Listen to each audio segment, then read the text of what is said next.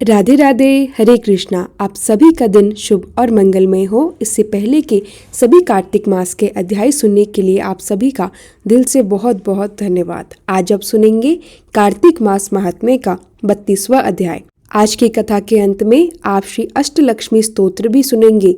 याद रखिए, जिस घर में अष्टलक्ष्मी स्तोत्र का पाठ किया या सुना जाता है उस घर में माँ लक्ष्मी जी की असीम कृपा बनी रहती है। आज सुनिए ठाकुर जी के एक भक्त की कहानी। कैसे अगर मन के भाव सच्चे हों तो चाहे वस्तु कैसी भी हो, कितनी भी साधारण क्यों ना हो, भगवान उस वस्तु को स्वीकार करने के लिए लीला रचते हैं। हमारे ठाकुर जी बड़े रजवार हैं। केवल प्रेम और भाव से ही वे रिझते हैं। इसी भाव को दृढ़ करने के लिए हम महापुरुषों के पावन चरित्र को पढ़ते हैं। चाहे परिस्थितियां कैसी भी हो, भक्ति और नियम बिल्कुल ना टूटे। भगवान के प्रति जो नियम बनाओ उसका पालन जरूर करो। यकीन मानिए, इससे हम निश्चित रूप से प्रभु को पा सकते हैं।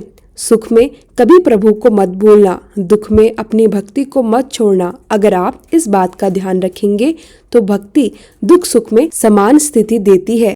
त्रिपुरदास जी का जन्म हुआ था ब्रजमंडल के शेरगढ़ में। उनके पिता राजमंत्री थे। बचपन से ही त्रिपुरदास जी में भक्ति के संस्कार थे। एक बार वे अपने पिता के साथ आगरा से गिरिराज गोवर्धन आए। यहाँ उन्होंने ठाकुर श्रीनाथ जी के दर्शन किए। उनका रूप अद्भुत और सुंदर था। त्रिपुरदास जी इतना आकर्षित हुए कि उन्होंने ठान लिया, मैं यही रहूंगा, रोज ठाकुर जी के दर्शन करूंगा। जब पिता ने उन्हें जाने के लिए कहा, वे तैयार नहीं हुए। पिता ने किसी परिचित से कहा, इस बालक को कुछ दिनों के लिए यहीं रख लो। लेकिन त्रिपुरदास जी का निश्चय था यहाँ बसने का। रास्ते में उनके पिता का हमला हुआ और शत्रु दल ने उन्हें मार डाला। अब आप सोचिए, जब कोई भक्त सच्चे मन से भक्ति करता है तो जीवन में कई बार दुख और परेशानियां भी आती है। भक्ति की परीक्षा इसी तरह ली जाती है। जब त्रिपुरदास जी ने पिता की मृत्यु सुनी तो उन्होंने श्रीनाथ जी की ओर देखा और कहा, अब आप ही मेरे पिता, मित्र और सब कुछ हैं। उनके हृदय में गहरा आनंद था, क्योंकि उनके असली पिता अनंत जन्मों से उनका साथ देने वाले अब ठाकुर जी थे। वे रोज भक्ति और भाव विभोर होकर रोते थे। सच्ची भक्ति का यह भी लक्षण है आंसू बहना। जब आंखें बंद करके भजन, कीर्तन या माला जप करते हैं तो आंसू बहना सच्ची भक्ति का संकेत है। एक दिन वल्लभाचार्य महाप्रभु, जो कि श्रीनाथ जी को प्रकट करने वाले थे, ठाकुर जी की सेवा में आए। उन्होंने देखा यह बालक ठाकुर जी को देखकर रोता रहता है। वल्लभाचार्य जी ने अपने अनुयायियों से पूछा और उन्हें बताया गया, यह बालक एक राजमंत्री का पुत्र है जिसके पिता यात्रा के दौरान मारे गए और इस बालक की श्रीनाथ जी में बहुत आसक्ति है। त्रिपुरदास जी ने वल्लभाचार्य जी को साष्टांग दंडवत किया और कहा, प्रभु, मैं एक अनाथ बालक हूँ, मेरे नाथ केवल श्रीनाथ जी ही हैं, आप मुझे स्वीकार कर लीजिए। बालक की बात सुनकर वल्लभाचार्य जी बड़े प्रसन्न हुए। उन्होंने त्रिपुरदास जी को दीक्षा दी। कुछ दिनों तक वल्लभाचार्य जी ने उन्हें सेवा, ध्यान और भक्ति में जीवन जीना सिखाया। फिर एक दिन उन्होंने उन्हें वापस जाने का आदेश दिया। जाते समय आशीर्वाद दिया, श्रीनाथ जी की सेवा और चिंतन करते हुए अपना जीवन बिताओ। त्रिपुरदास जी गुरु की आज्ञा का पालन करते हुए वापस अपने पिता की नगरी चले गए। जब बड़े हुए तो राजा ने उनके पिता का पद उन्हें सौंपा। अब वे राजमंत्री बन गए। त्रिपुरदास जी जानते थे कि धन की वास्तविकता, सार्थकता यही है कि उसका उपयोग संतों की सेवा और भगवान की सेवा में हो। अपने ऊपर खर्च करना उनका उद्देश्य नहीं था।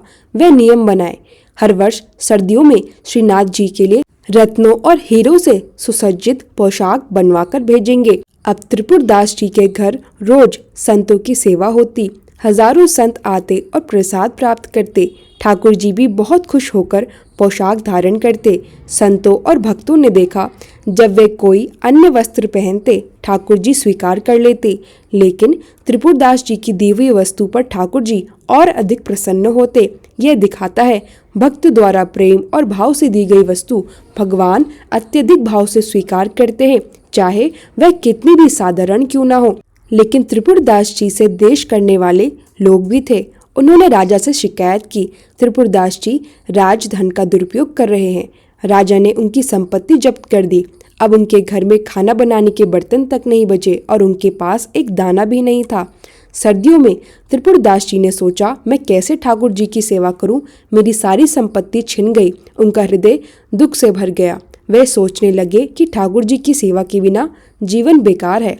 तभी उनकी नज़र पीतल की एक दावत पर पड़ी। उन्हें लगा शायद इसे बेचकर कुछ पैसे मिल जाए। उन्होंने वह दावत बेचकर 1 रुपया कमाया और साधारण कपड़ा खरीदा। इस कपड़े को उन्होंने खुद लाल रंग से रंगा। रंगते हुए उनकी आंखों से आंसू बह रहे थे, क्योंकि पहले वे ठाकुर जी को हर साल रत्नों और हीरो वाली पोशाक बेचते थे। त्रिपुरदास जी ने सोचा, यह साधारण कपड़ा ठाकुर जी के लायक नहीं है, मैं इसे कैसे अर्पित करूं? वे इस कपड़े को अपने पास ही रख गए, क्योंकि उन्हें डर था कि ठाकुर जी इसे स्वीकार न करें। त्रिपुरदास जी ने वह लाल रंग का साधारण कपड़ा सेवक को सौंप दिया और कहा, कृपया इसे भंडारी को दे दीजिए। गोसाई जी यानी विठल नाथ जी को मेरी वर्तमान स्थिति के बारे में कोई मत बताइए। सेवक ने कपड़ा भंडारी को ले जाकर सम्मानपूर्वक रखा। भंडारी ने उस कपड़े का उपयोग ठाकुर जी के अन्य पोशाकों को लपेटने के लिए किया। अब सर्दियों का समय आया। एक दिन श्रीनाथ जी श्रृंगार के बाद अचानक कांपने लगे। श्रीनाथ जी की ठंड देखकर विठलनाथ जी तुरंत दौड़े। उन्होंने महंगे वस्त्र पहनाए और अंगीठी भी रखी, लेकिन ठाकुर जी फिर भी कहने लगे, भैया बहुत जोर से ठंड लग रही है, कुछ तो करो। विठलनाथ जी सोच में पड़ गए। यह साधारण ठंड नहीं है, यह किसी भक्त के हृदय की पीड़ा का संकेत है। उन्होंने सेवकों को बुलाया और कहा, इस वर्ष कौन कौन से भक्तों ने पोशाक भेजी है, लिस्ट दिखाओ। सेवकों ने नाम पढ़े, लेकिन त्रिपुरदास जी का नाम नहीं था। विठलनाथ जी ने पूछा, क्यों, उन्होंने कुछ भेजा नहीं? सेवकों ने उत्तर दिया, ठाकुर जी इस वर्ष उन्होंने केवल एक लाल रंग का साधारण कपड़ा भेजा है। अब विठलनाथ जी समझ गए कि ठाकुर जी को ठंड लगने का कारण यही है। विठलनाथ जी ने तुरंत दर्जी को बुलाया और उस साधारण कपड़े से ठाकुर जी के लिए सुंदर पोशाक बनवाई। जैसे ही ठाकुर जी ने वह पोशाक धारण की, उन्होंने मुस्कुराते हुए कहा, हाँ, अब मेरी सर्दी दूर हो गई। ठाकुर जी बड़े रीझे और प्रसन्न हो गए। यह दिखाता है कि भगवान केवल प्रेम और भाव से अपने भक्तों पर खुश होते हैं। त्रिपुरदास जी की भक्ति सच्ची थी और उनके मन का भाव असली प्रेम और समर्पण था। इससे हमें यह शिक्षा मिलती है कि सच्ची भक्ति में धन या पद का महत्व नहीं, भगवान को मन और भाव से अर्पित वस्तु सबसे प्रिय होती है। कठिन समय में भी अगर हम भक्ति और सेवा छोड़े नहीं, तो भगवान हमेशा अपने भक्त की रक्षा करते हैं। अब त्रिपुरदास जी ने देखा कि ठाकुर जी की सेवा के लिए उनका सच्चा भाव और प्रेम ही सबसे महत्वपूर्ण है। उनके पास चाहे धन ना हो, साधन ना हो, लेकिन उनका मन सच्ची भक्ति से भरा था। अब त्रिपुरदास जी ने निश्चय किया कि राजमंत्री का पद होने पर मिलने वाला हर धन केवल संतों और ठाकुर जी की सेवा में ही खर्च करेंगे। उन्होंने नियम बनाया, हर वर्ष सर्दियों में श्रीनाथ जी के लिए पोशाक बनवाना अनिवार्य है।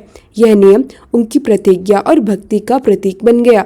रोज उनके घर में संत आते, भोजन पाते और प्रसन्न होते। संतों की सेवा से त्रिपुरदास जी का घर धन्य और पावन स्थान बन गया। एक दिन जब विठलनाथ जी ने देखा कि त्रिपुरदास जी द्वारा भेजी गई वस्तु बहुत साधारण है, तो उन्होंने तुरंत समझ लिया कि यह भक्त का प्रेम और भाव है जो सबसे बड़ा मूल्य है। विठलनाथ जी ने उस साधारण कपड़े से ठाकुर जी के लिए सुंदर पोशाक बनवाया। जैसे ही ठाकुर जी ने वह धारण की, उनका आनंद और मुस्कान सब पर स्पष्ट हो गया। यह दिखाता है कि भगवान को भाव और प्रेम की चीजें सबसे प्रिय हैं, चाहे वह बहुत साधारण क्यों ना हो। त्रिपुरदास जी की कहानी से हमें यह शिक्षा मिलती है, सच्ची भक्ति और समर्पण ही सबसे बड़ा धन है। कठिन परिस्थितियों में भी भक्ति का मार्ग कभी मत छोड़े। भगवान केवल मन और भाव देखकर ही प्रसन्न होते हैं। अब बात आती है अष्टलक्ष्मी स्तोत्र की। त्रिपुरदास जी की भक्ति और श्रद्धा की तरह अष्टलक्ष्मी स्तोत्र पढ़ने से घर में संपत्ति, शांति और मंगल बना रहता है। अष्टलक्ष्मी के 8 स्वरूप। आग लक्ष्मी सभी देवों को प्रिय मोक्षदायिनी। दूसरी धन लक्ष्मी, संपत्ति और वैभव देने वाली। तीसरी विद्या लक्ष्मी, ज्ञान और शिक्षा देने वाली। चौथी धान्य लक्ष्मी, अन्न और समृद्धि देने वाली। पांचवी धैर्य लक्ष्मी, शक्ति और साहस देने वाली। छठी संतान लक्ष्मी, संतान सुख और परिवार में आनंद देने वाली। सातवीं विजय लक्ष्मी, सफलता और विजय देने वाली। आठवां गज लक्ष्मी, ऐश्वर्य, वैभव और सम्मान देने वाली। इन 8 रूपों की पूजा और स्मरण से भी कभी धन और सुख की कमी नहीं होती। अब हम सुनेंगे अष्टलक्ष्मी स्तोत्र का सरल और सुंदर अनुवाद, जिसे पढ़ने और सुनने से घर में शांति, समृद्धि और सुख बना रहता है। अष्टलक्ष्मी स्तोत्र का अनुवाद। पहला, आज्ञ लक्ष्मी। हे देवी, आप सभी देवों को और मनुष्य द्वारा पूजित सुंदरतम है।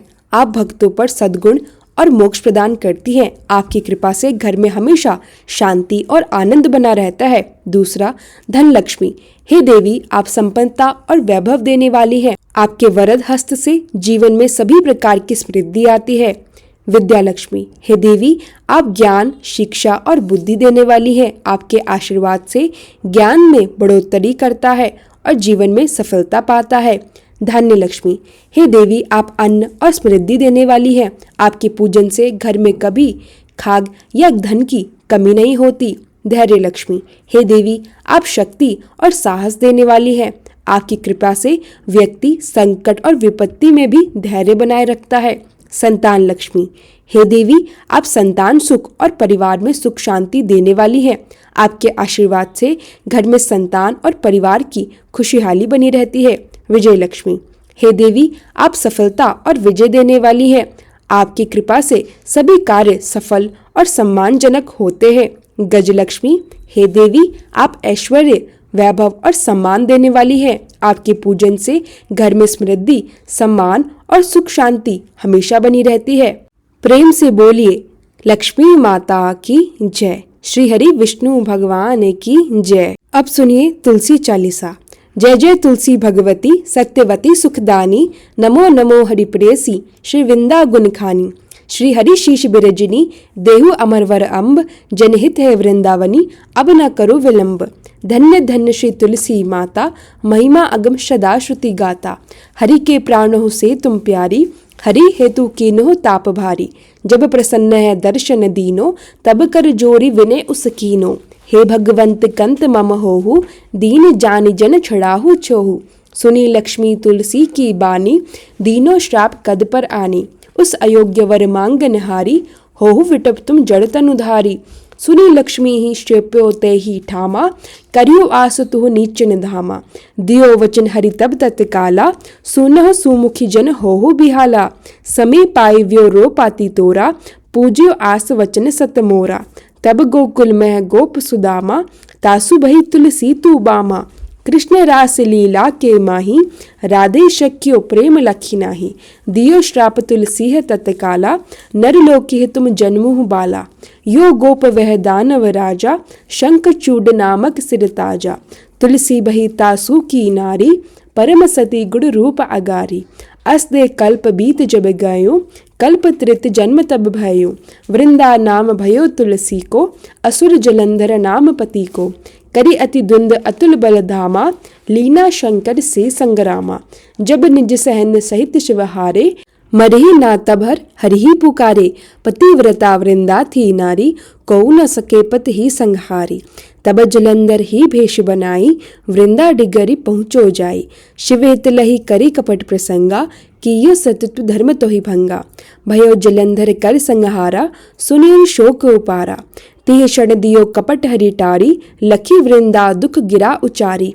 जलंधर जस हत्यो अभीता, सोई रावण तस हरि सीता। अस प्रस्तर समहृदय तुम्हारा, धर्म खंडी मम पति ही संहारा। यही कारण लही श्राप हमारा, होवे तनु पाषाण तुम्हारा। सुनी हरि तुरत ही वचन उचारे, दियो श्राप बिना विचारे। लखियो ना निज करतूती पति को, छलन चहो जब पार्वती को। जड़मति तू असहो जड़ रूपा, जगमह तुलसी विटप अनूपा। धग्व रूप हम शाली ग्रामा, नदी गंडगी बीच ललामा।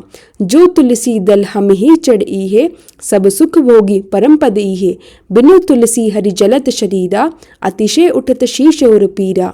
जो तुलसी दल हरि शिर धारत, सो सहस्र घट अमृत डारत। तुलसी हरि मन रंजनिहारी, रोग दोष दुख भंजनिहारी।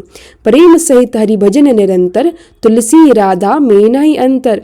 व्यंजन हो छपन हो प्रकारा, बिनु तुलसी दल लई हरि ही प्यारा। सकल तीर्थ तुलसी तरु छाही, लहत मुक्ति जन संशय नाही। कवि सुंदर एक हरि गुण गावत, तुलसी है निकट सहस गुण पावत, बसत निकट दुर्बासा धामा, जो प्रयास ते पूर्व ललामा। पाठ करे ही जो नित नर नारी, हो ही सुख भाषे ही त्रिपुरारी। तुलसी चालीसा पढ़ी, तुलसी तरु ग्रह धारी, दीपदान करी पुत्र फल पावे, बंदेउ नारी। सकल दुख दरिद्र हरिहार है, परम प्रसन्न आशी धन जल रही, ग्रह बसी पूर्ण आत्र। लाही अभिमत फल जगत मह, लाही पूर्ण सब काम, जयी दल अर्पि तुलसी, त सहस बसी हरि राम। तुलसी महिमा नाम लख, तुलसी सूत सुख राम, मानस चालीसा रचियो, जग मह तुलसीदास आरती। तुलसी महारानी नमो नमो, हरि की पटरानी नमो नमो। तुलसी महारानी नमो नमो, हरि की पटरानी नमो नमो। धन तुलसी पूरण तब कीनो, शालिग्राम बनी पटरानी नमो नमो। तुलसी महारानी नमो नमो, हरि की पटरानी नमो नमो। जाके पत्र मंजरी कोमल, श्रीपति कमल चरण लपटानी नमो नमो। तुलसी महारानी नमो नमो, हरि की पटरानी नमो नमो।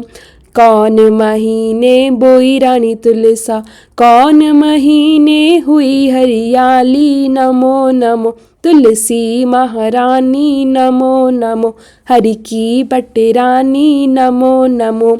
कौन महीने हुई तेरी पूजा, कौन महीने हुई पटरानी नमो नमो। तुलसी महारानी नमो नमो, हरि की पटरानी नमो नमो। आषाढ़ मास में बोई रानी तुलसा, सावन महीने हुई हरियाली नमो नमो। तुलसी महारानी नमो नमो, हरि की पटरानी नमो नमो। कार्तिक मास में हुई तेरी पूजा, मंगसिर मास हुई पटरानी नमो नमो। तुलसी महारानी नमो नमो, हरि की पटरानी नमो नमो। धूप दीप नैग्व आरती, पुष्पन की वर्षा बरसानी नमो नमो। तुलसी महारानी नमो नमो, हरि की पटरानी नमो नमो। 56 भोग 36 व्यंजन, बिन तुलसी हरि एक न मानी नमो नमो। तुलसी महारानी नमो नमो, हरि की पटरानी नमो नमो। जो तुलसी को सवेरे गाए, श्री कृष्ण के दर्शन पाए नमो नमो। तुलसी महारानी नमो नमो, हरि की पटरानी नमो नमो। जो तुलसी को दोपहर गाए, खीर खांड का भोग लगाए नमो नमो। तुलसी महारानी नमो नमो, हरि की पटरानी नमो नमो। जो तुलसी को सांझ को गाए, श्री कृष्ण की आरती उतारे नमो नमो। तुलसी महारानी नमो नमो, हरि की पटरानी नमो नमो।